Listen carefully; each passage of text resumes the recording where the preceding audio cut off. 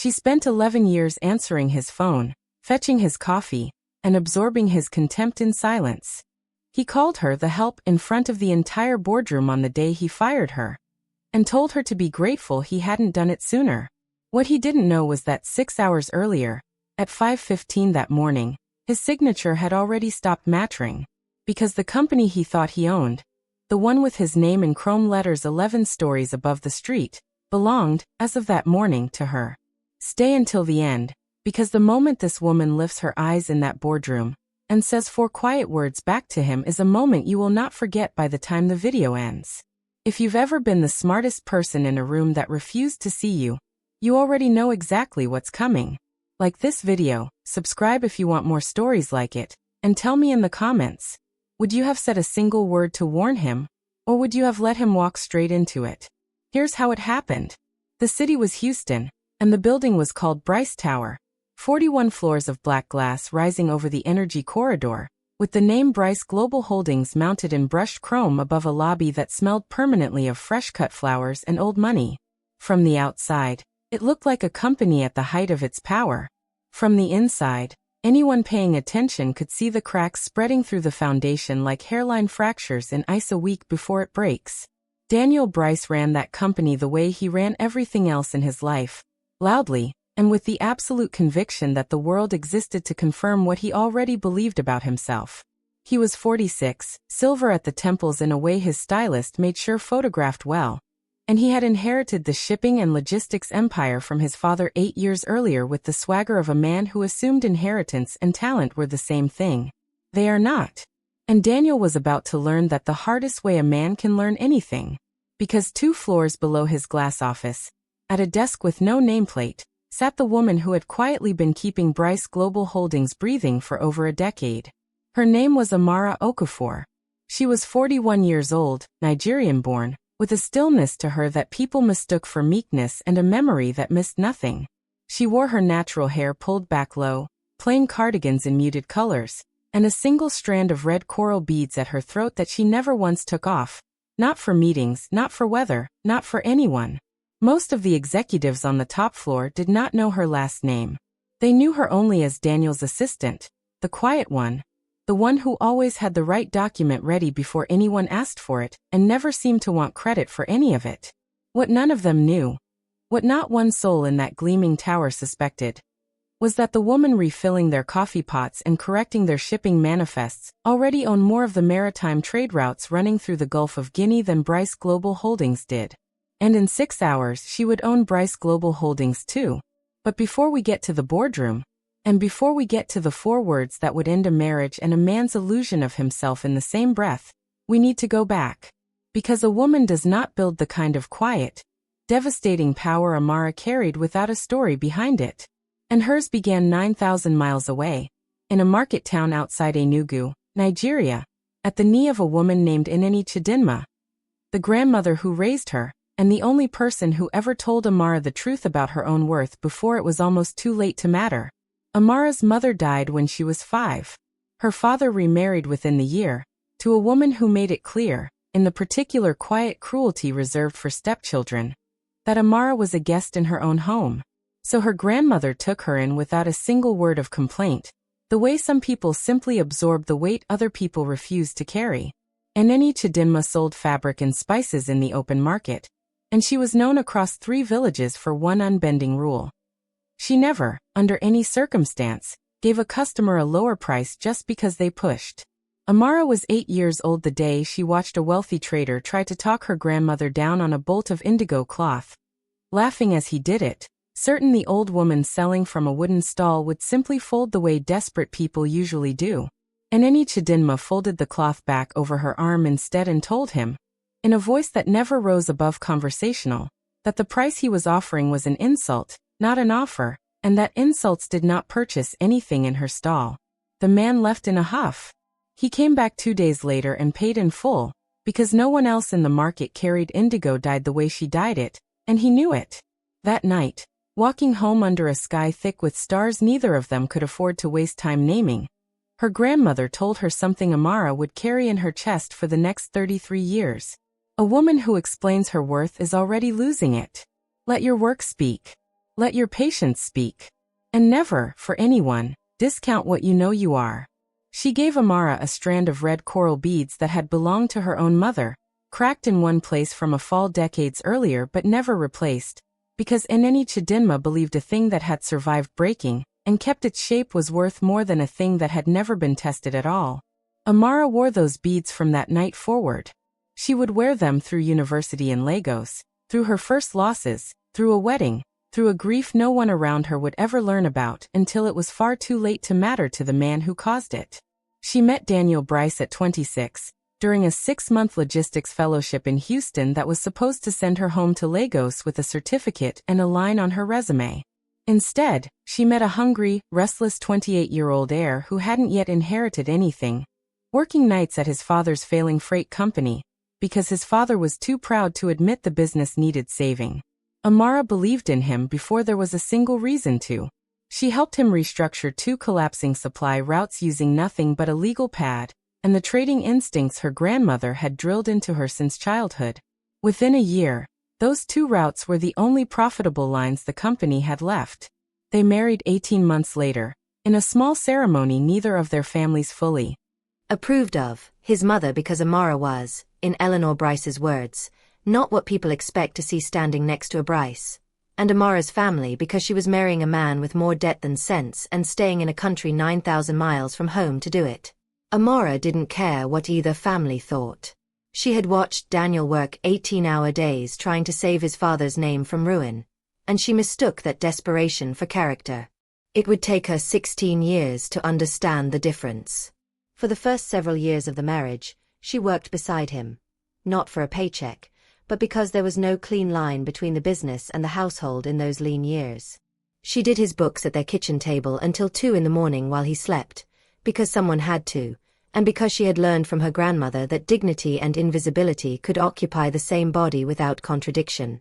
When his father died and Daniel finally inherited full control, the company had 30 employees and a reputation for barely making payroll. Amara took an official position, assistant to the CEO. Mostly because it let her keep steering the ship without anyone outside the family needing to know whose hands were actually on the wheel. She never asked for a title beyond that. She never asked for her name on anything. And Daniel over the years stopped seeing the difference between "my wife helped build this" and "I built this." The same way a man forgets, after enough winters, which of his own hands actually built the fire that's kept him warm. There was one dream Amara allowed herself to say out loud. Exactly once, in the early years. She wanted to build something with her grandmother's name on it. An import house bringing West African textiles, spices, and hand-woven goods into American markets the right way, without the markups and the middlemen that usually stripped African artisans of 90% of what their work was worth. She told Daniel about it on their 3rd anniversary, over a bottle of wine they couldn't really afford. He smiled, kissed her hand, and told her that once the company was stable, they'd make it happen together. The company was never stable. Not really. Not in the way Daniel needed it to be before he could stop being afraid. So the dream went into a drawer, the way dreams often do in marriages where one person's ambition is allowed to take up all the oxygen in the room. But Amara didn't let it die there. On weekends, at a folding table in their garage, she began doing it anyway, small at first. A single shipping container of hand-dyed Adaya fabric from a women's cooperative outside Abeokuta. A crate of shea butter and black soap sold at a farmer's market 2 counties over. She named the company Chidinma Trading, after the woman who raised her, and she told almost no one it existed. Daniel noticed the boxes in the garage exactly once. He asked what they were, she told him, and he laughed. Not unkindly, just dismissively, the way you laugh at a child's lemonade stand. "That's sweet, babe," he said, already scrolling through something on his phone. Little side thing. He never asked about it again. He never noticed when the little side thing stopped being little. And it stopped being little fast. Within 4 years, Chidinma Trading had contracts with cooperatives across 6 West African countries and distribution deals with specialty retailers in 9 American cities. Within 7 years, a private equity group flew a representative to Houston specifically to make Amara an acquisition offer she turned down flat, because she had already learned from her grandmother that the first offer is never the real number, and the real number is only found by the person willing to walk away. By year 9, Chidinma Trading had moved into maritime freight of its own, cutting out the shipping middlemen who'd once taken the largest bite of every container's profit. And it did so using logistics knowledge Amara had built over 2 decades of quietly running Daniel's company better than he ever managed to run it himself. She told him none of it. Not the contracts, not the valuations, not the calls from investors. She had learned early and painfully that Daniel only had room in his attention for one success story at a time, and it was never going to be hers. There was a night, 3 years before everything finally broke, when a major European retailer agreed to carry Chidinma Trading products in 400 stores across the continent, the single biggest deal of Amara's career. She came home that night lit up from somewhere deep inside her, wanting, for once, to tell someone who might understand exactly what it meant. Daniel was at the kitchen table, laptop open, jaw tight, drowning in a cash flow crisis of his own making. When she told him her news, he barely looked up. "That's great, babe. I've got real numbers to deal with tonight." Real numbers. She stood in the doorway a moment longer than she meant to, then went upstairs, opened her own laptop, and answered the retailer herself. She never brought him good news again after that. A door only gets knocked on so many times before a person stops trying the handle. Now we have to go back into the tower, because this is where the rot in Daniel Bryce's life stopped being financial and became something far uglier. Bryce Global Holdings had been quietly dying for nearly 3 years by the time this story reaches its breaking point, and Daniel could not make himself say the word failure out loud, not even to himself. His father's name was on the building. To Daniel, admitting the business was collapsing felt indistinguishable from admitting he was nothing without it, which, if he'd been honest, he might have realized was exactly the problem. That fear curdled into something ugly in him. It made him grasping where he used to be merely arrogant. It made him desperate for anyone who could hand him a way out that didn't require him to look in a mirror. That's when Celine Marsh walked in. She arrived with the title of Chief Restructuring Officer, a resume that name-dropped 3 companies that no longer existed, and a story about a consortium of overseas investors ready to inject capital the moment Daniel proved he could run a leaner modern operation. There was no consortium. There never had been. Celine Marsh specialized in exactly one thing: finding wounded companies with proud, frightened men at the helm, and harvesting whatever was still valuable inside them before the whole structure collapsed. She would identify the client contracts worth stealing, the freight routes worth poaching, and quietly migrate them, piece by piece, into a rival firm that paid her a percentage of every account she delivered. Daniel wasn't her first target. He was simply the loneliest, and loneliness, it turns out, is the easiest lock in the world to pick. She was patient about it. She never pushed. Late one evening in his office, with the city lights bleeding gold through the windows, she leaned against the edge of his desk and told him exactly what he wanted to hear. "You keep bleeding cash on legacy loyalty, Daniel.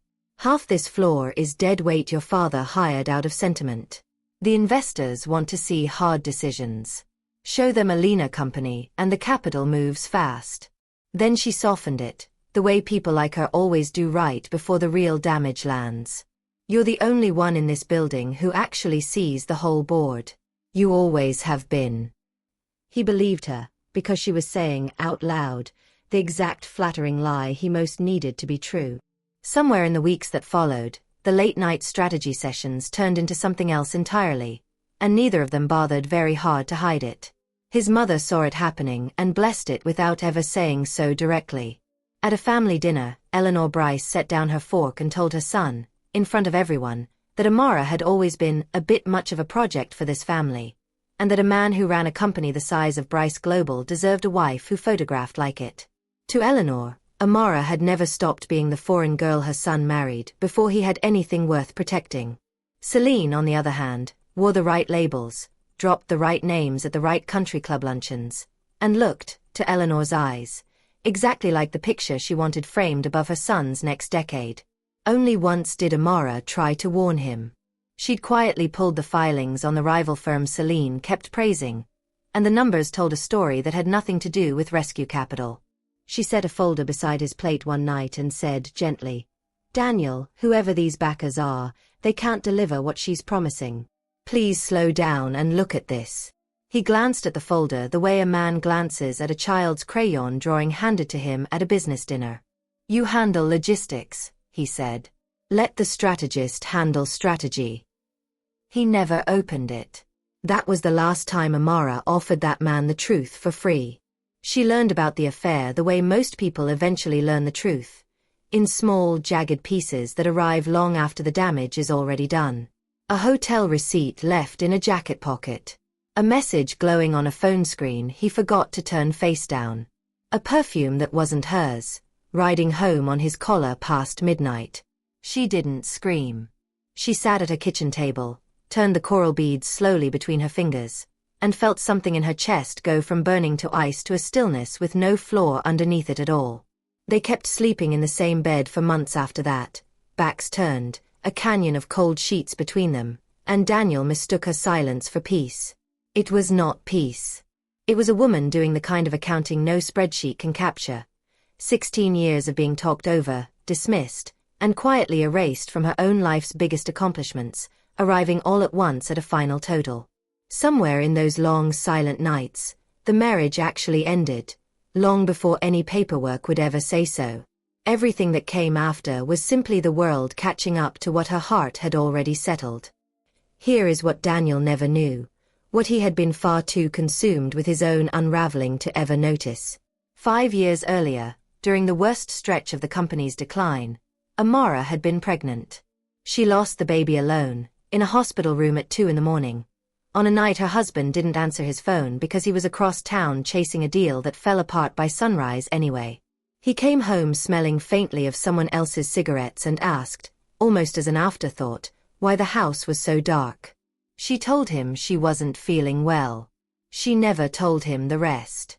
She folded that loss the way she folded everything, carefully, quietly, and put it somewhere he would never think to look.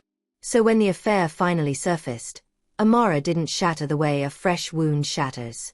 She had already learned, years earlier, the terrible skill of continuing to function while bleeding somewhere no one could see. For weeks she moved through her days like a woman underwater, filing reports, attending meetings, coming home to a marriage that had become nothing but furniture and routine. And every so often, she would stand in the doorway of a small room upstairs they had once painted a soft, hopeful yellow, and breathe slowly until the walls stopped closing in. Then one night, the numbness lifted, and something far older and steadier stood up in its place. She opened her laptop at the kitchen table and pulled 3 years of Bryce Global Holdings financial filings onto the screen. The debts, the liens, the slow-motion collapse she understood better than Daniel ever had, because she'd been quietly studying the company's bones from the inside for over a decade. She saw what pride had kept him from seeing. The company wasn't just struggling. It was, in every meaningful sense, for sale, buried under debt so heavy that almost no one in the industry wanted to touch it. Almost no one. She made one phone call, to a maritime finance attorney whose name meant nothing to anyone in that glass tower. Set the meeting, she said. Bring the paperwork, and bring the notary. Then she closed the laptop and, for the first time in months, slept the entire night through. In the weeks that followed, she moved like a woman with nothing left to prove and nowhere she needed to rush. She met the attorney before sunrise, before her regular shift began, and read every clause herself, twice. She freed up the necessary capital by restructuring a portion of Chidinma Trading's freight division, and she didn't flinch once at the number, because her grandmother had taught her decades earlier that what a thing costs and what a thing is worth are almost never the same figure. She told no one, not her staff at Chidinma Trading, not her family back in Enugu, not a single soul inside Bryce Tower. The entire plan lived behind the same unreadable, patient expression she wore to work every single morning. The quietest traps are always the ones that close without a sound, and the people caught inside them never feel the door lock until it's already far too late. The paperwork took several weeks to move through courts, banks, and distressed asset filings. Daniel never noticed, because Daniel had stopped paying attention to anything that wasn't Celine Marsh or his own reflection in the tower's glass walls. He read his wife's silence as surrender. He read her calm as defeat. He had it exactly backwards, the precise mistake proud men tend to make in the final hour before the ground gives out beneath them. The morning it finally closed was an unremarkable Tuesday.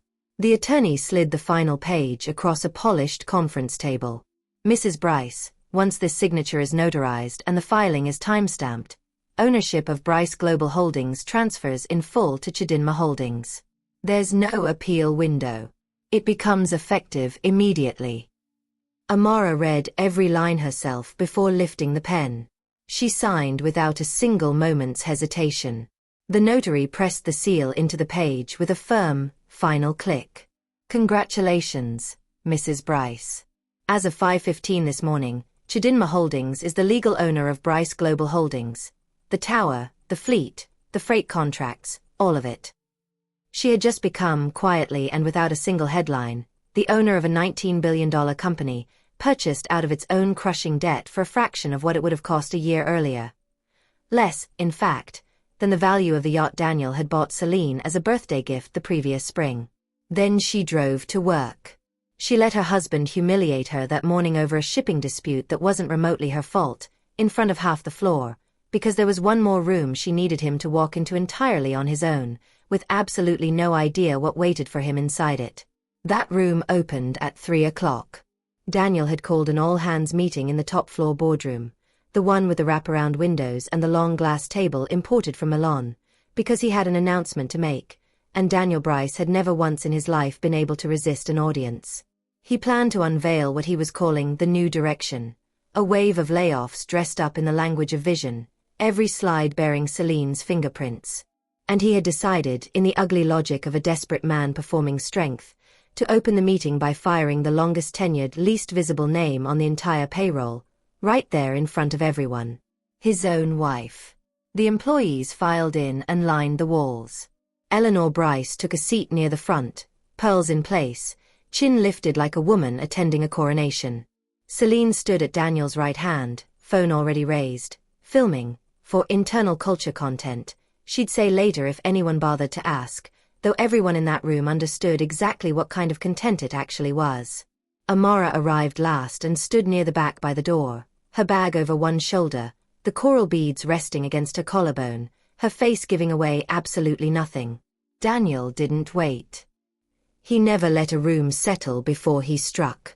Before we talk about the future, he announced, we need to be honest about the past. His eyes found his wife across the room. Some people have been carried here out of pure loyalty. That ends today. He let his voice climb, made sure it carried to every corner. Amara, 11 years is more than enough.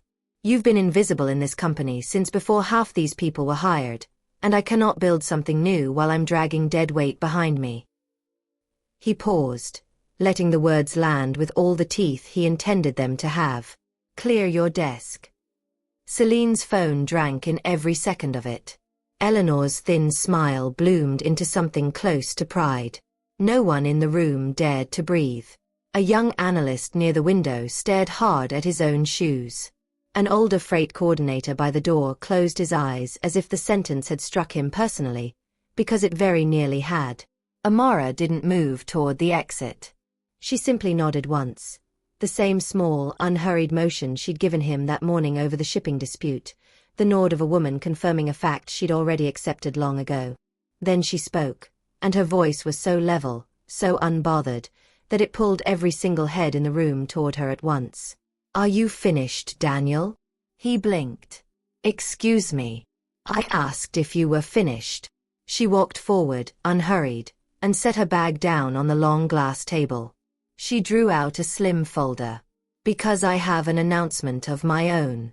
And it happens to concern every person standing in this room. Amara, this is not the time. Daniel laughed once, sharp and disbelieving. Have you completely lost your mind? Someone call legal, right now. No one moved. Before the silence could stretch any further, the door opened, and a woman in a charcoal suit stepped in with a leather portfolio under her arm, followed by a man carrying a notary seal. Mr. Bryce, the woman said, brisk and dry as a courtroom. Your legal department received formal notice 19 minutes ago. Outside counsel has already acknowledged the transfer. Ownership is final. Daniel stared at her. What transfer? I'm counsel for the new ownership, she said. Everything my client is about to tell you is documented, filed, and irreversible. Amara opened the folder and laid a single page flat on the glass, where the afternoon light caught it. At 5:15 this morning, ownership of Bryce Global Holdings transferred in full. The debt was purchased. The equity was purchased. The tower, the fleet, the contracts, all of it now belongs to a holding company. She lifted her eyes, and for the first time all day, she let the room see exactly what stood behind them. Chidinma Trading built that holding company one shipment at a time, over 11 years, while every person in this building called it a hobby in the garage. The holding company is Chidinma Holdings. I own Chidinma Holdings. She let the silence hold a full beat before finishing. Which means, Daniel, as of this morning, I own you. The sound the room made had never been made in that boardroom before. Not the hush of fear, the single sharp intake of 40 people feeling the floor shift beneath their shoes all at once. Watch his face in this moment, because a man wears an expression like that exactly once in his life. Daniel's mouth opened and produced absolutely nothing. His hand drifted, almost involuntarily, to the watch on his own wrist, as though the metal there could somehow steady him. That small, helpless gesture told the entire room the punchline before Amara ever needed to say another word, that everything he believed still belonged to him had already, by dawn, slipped permanently out of his hands. This is a trick, he finally managed. There's no way you. Amara slid the page an inch closer to him. He didn't touch it. He didn't need to. You could watch the knowing crawl slowly across his face. He turned toward the wall of employees, tried to force the old confidence back into his voice, tried to command the room the way he always had. The room didn't move for him. The freight coordinators studied their shoes. The analysts looked to Amara. The only motion at all was Celine's heels, already retreating quietly toward the side exit, phone lowering an inch at a time. Because Celine understood contracts better than almost anyone in that room, and Celine had just watched the entire scheme she'd been slowly feeding on lose its host in a single sentence. The rescue capital she'd been dangling like smoke. The client accounts she'd been quietly migrating in the dark. Every one of them now legally belonged, as of 5:15 that morning, to the very woman standing at the head of the table. Eleanor found her voice first, the way mothers so often do. Amara, sweetheart, surely we can discuss this as a family. We stopped being a family 4 years ago, Amara said, and it was the gentlest, cruelest thing spoken in that entire room all day. On a night in a hospital when I needed my husband, and he needed to close a deal instead. I lost our child that night. He never even knew there was a child to lose. So let's not pretend there's a family left at this table for me to spare. Daniel's face didn't move toward anger. It moved toward something far worse. The slow, sinking horror of a man finally tallying the true cost of everything his blindness had taken from him. He looked at his wife as though seeing her for the very first time, and the seeing broke something in him that no contract could ever have touched. You could have told me, he whispered. I did, Amara said quietly. For 11 years. You called it small. She closed the folder. And here is the part that kept this story honest instead of turning it into a fairy tale. She did not burn the place to the ground. She held every ounce of leverage a woman in her position could possibly want, and she didn't use all of it. Instead, she turned to the employees lining the walls, the freight coordinators and analysts and dispatchers who had done nothing wrong except show up and do their jobs. Your positions are secure, she told them.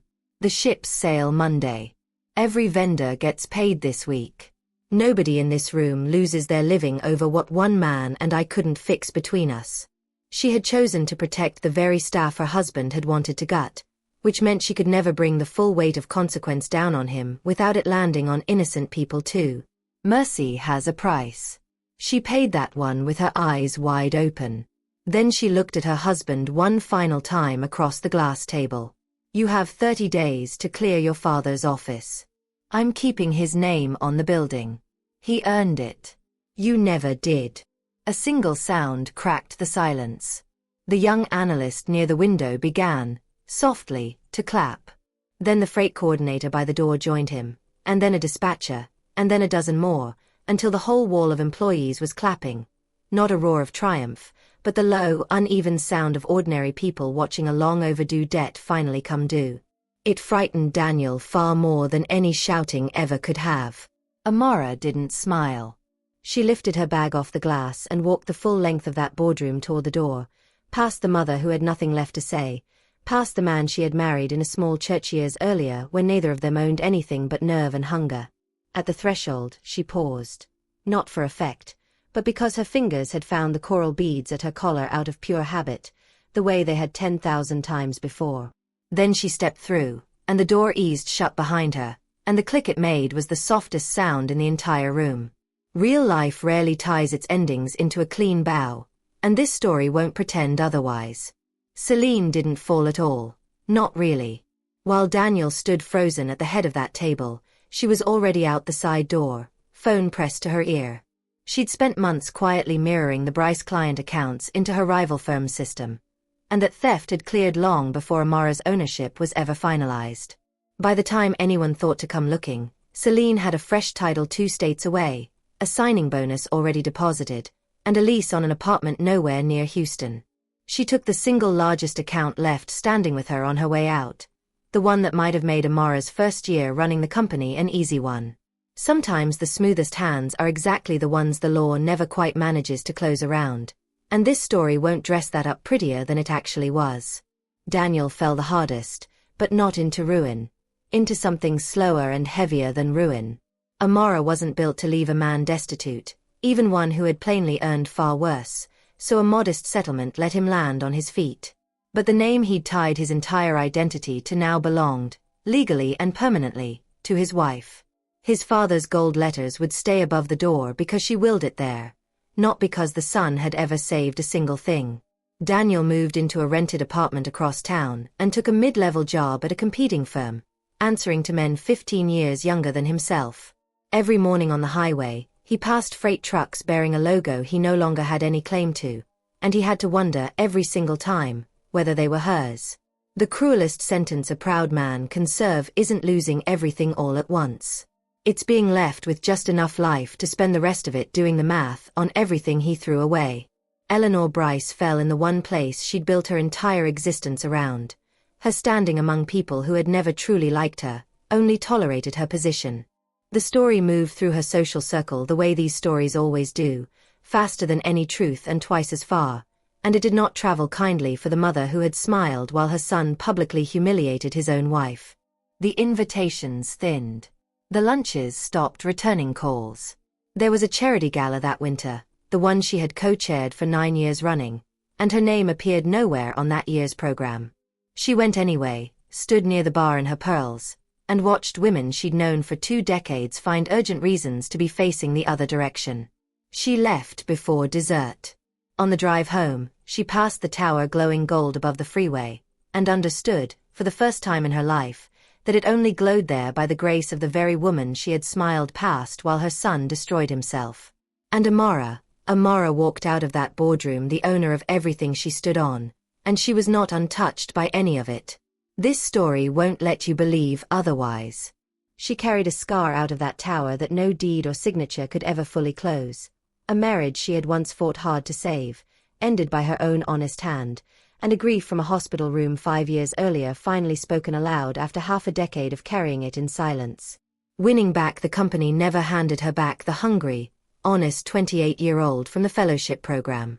It never handed her back the child. It handed her the truth, her grandmother's legacy honored at last, and a clean, aching kind of freedom. That is what a real victory looks like when you actually hold it in your hands. It always costs something. Months later, on a quiet Sunday, you would have found Amara back at a small textile workshop outside Houston. The one Chidinma Trading had grown from a folding table in a garage into a full production floor employing 43 people, most of them women who had once been underpaid the way she almost let herself be underpaid, in every sense that mattered. Bryce Global Holdings had moved its headquarters into that same gold-lettered tower now, filling the empty desks with people who built honest things, and the fleet that once sat idle in the yard rolled out full again every single morning. She kept every employee who wanted to stay. She rehired two the old regime had let go before her time. She promoted the freight coordinator who had once been too afraid to speak up for her into a director's chair. She didn't throw a celebration, and she didn't move into the glass corner office. She kept a plain desk near a window, because plain desks had always suited her best, and because from there she could watch the loaded ships pull out of port with her own eyes. Some evenings she stayed late, not from worry anymore, but from something closer to love for the work itself, the same quiet devotion her grandmother had once poured into a single bolt of indigo cloth. Daniel's father's name stayed above the front doors. Inside, at long last, everything ran on hers. She sat a long while that evening at her desk, turning the coral beads slowly between her fingers, hearing her grandmother's voice as clearly as if the woman were still standing beside her under that market town sky. A woman who explains her worth is already losing it. Let your work speak. Let your patience speak. She understood it fully now, in a way the 8-year-old girl watching a stranger try to cheat an old woman in a market stall never could have. A quiet woman is not an empty house.